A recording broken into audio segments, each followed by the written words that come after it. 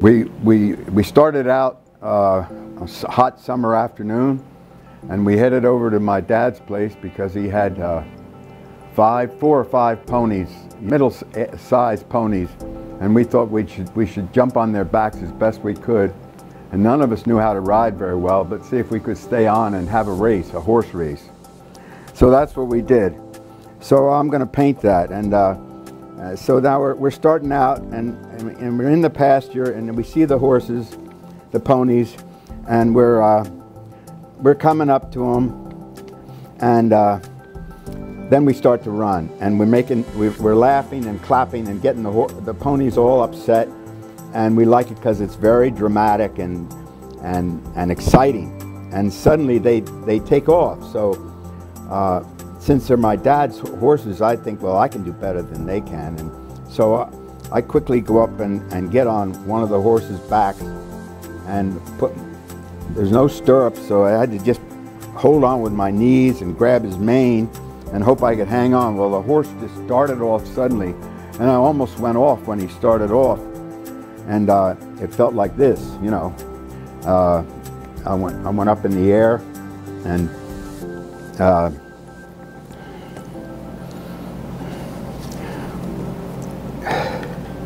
so I'm just painting the feeling of what was happening.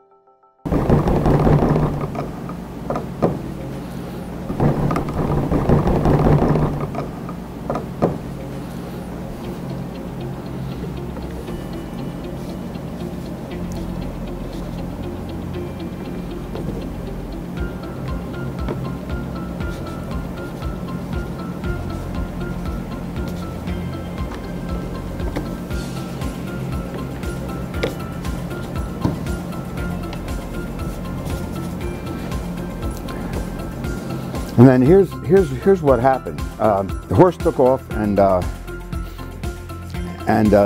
when he got to another fence, he bucked, and I went off, and one of my friends used the opportunity to jump on his back when I fell off.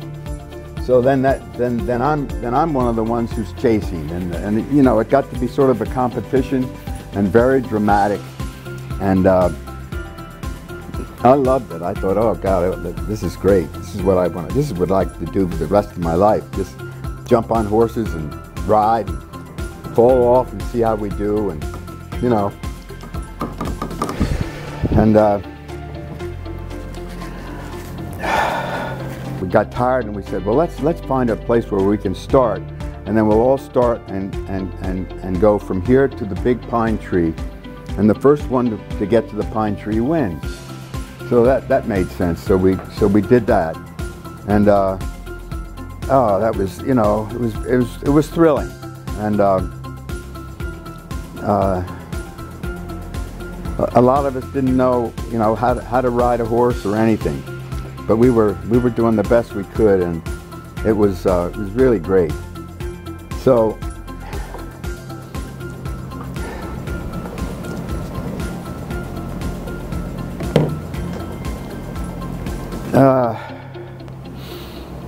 you can sort of see the drama of the thing in the strokes. It's sort of you know, it's hard to say what this means that and that means this. It's more just the feeling of spontaneous drama, you know.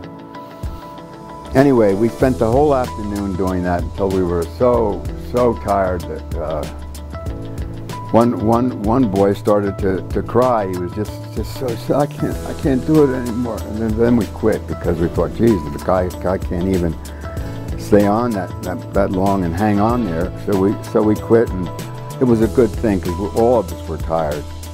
So so that was the end of that day. But I just thought it would be fun to just try and do something, and that, I know that might not make much sense, but that's sort of you know, what I felt about that day. And now it's recorded in an abstract kind of way. It became clear to me that what I wanted to do was have something sort of fool the eye a little bit. So this arch, when you make an arch, you can feel like you're going underneath. And that's what I think this does happen that way. So you go underneath and you can see that this is on the other side of this arch, and this is on the other side. But then these are sitting up, and this goes this way, and then this goes right here. But it's sort of flat on the surface. It's just right on the same surface as this. And then these are even back up here. So I got excited about the space tension of where things are.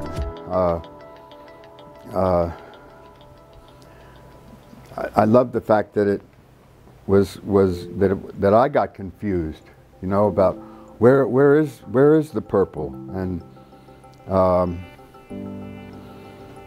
the purple was really great in this. That really works in this painting.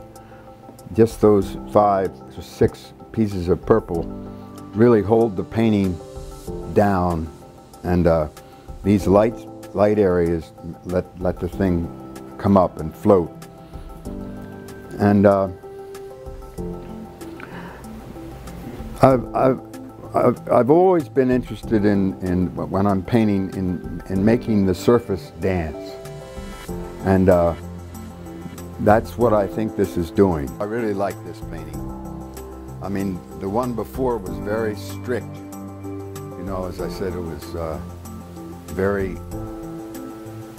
I mean, the blue was very, you know, restricted. This is open, and lots can go on, and overlaps, and it's more easy.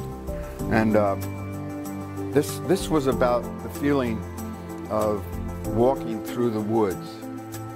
Almost, this is sort of a pathway through the woods. And these are trees and bushes, but I don't want to say this is a bush and this is a path, you know. I don't want to get too literal. It's the feeling of brushing up against limbs and bushes against your legs, and then coming out into the sunlight and feeling the light, and then going back into the shadow.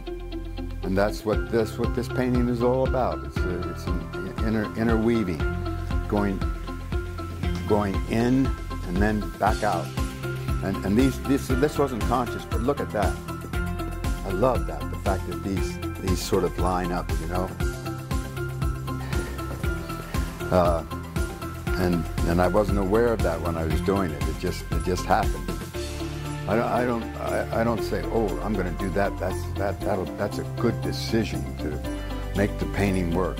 That's not. I would be a liar if I said, oh, these are all decided beforehand. Then I make a decision. Then I put this and this and this, these 3, so they'll work in a certain way with the other colors. No, it's all by speed spots, thoughts, pants, village, like boss telling a dirty joke, you know. And then we said, well, what's that? Why is that a dirty joke? And he said, wait, don't you get it? And we said, no. He said, oh, well, you want me to tell it again? We said, oh, no, God, no, please.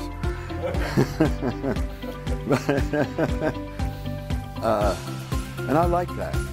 I like that there's so much unexplainable about, I don't know if we were talking, I was talking with some people yesterday about why is love such a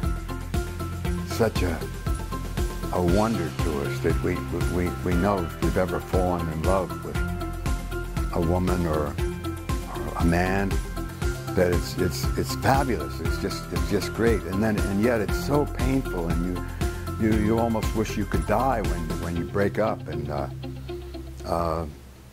there's something beautiful about that. And you learn lessons by falling in love. And someone who never falls in love and stays safe misses out. You know, it's better to have loved and lost than to not love at all. And that's sort of what's behind this painting too. Better to run into the woods and not know where you're going or where you're going to come out. And I love doing that. I'm writing something about that. this is off the subject a little bit, but it's apropos. 3 months ago, after living a long lifetime till I was 78, full of tension, anxiety, and sweaty palms so bad that I had to do this with my pants, and this all the time to get the sweat off my hands because I was so anxious. And then one night I couldn't sleep, so I took some sleeping pills and some extra strong drugs, and I overdosed, and I went into a coma for 2 days. And my landlord found me lying on the ground in late September, and he thought I was dead. And he tried to wake me up, and he couldn't. So he called the police, and they came and got me. And I'm really glad to tell you this because it really shocked me. They took me to the hospital. When I woke up, I said, what happened to me? And then they told me, but it didn't make any sense. Well, you were lying on the ground. When was I lying on the ground? Where? What? Then I quieted down, and they said, well, we realized that you overdosed. I said, oh my God. And then after the doctors left and left me in the room, I realized that all my anxiety had left me. I wasn't anxious anymore. And the other thing that left me was I'd always felt that I only felt alive if I was in love with a woman. And the last 3 months, 3 or 4 months of my life, I haven't been in love with a woman, and that hasn't bothered me. It's sort of like I'm at peace with. I don't need to have a woman in order to feel alive. I have memories and I have good times to think about, but I don't have to be involved in a relationship. And that was, I'm writing about it because that's shocking to me. I really thought, how can a man feel alive if he isn't involved deeply with a woman in some sort of love? So I thought I'd just share that with you.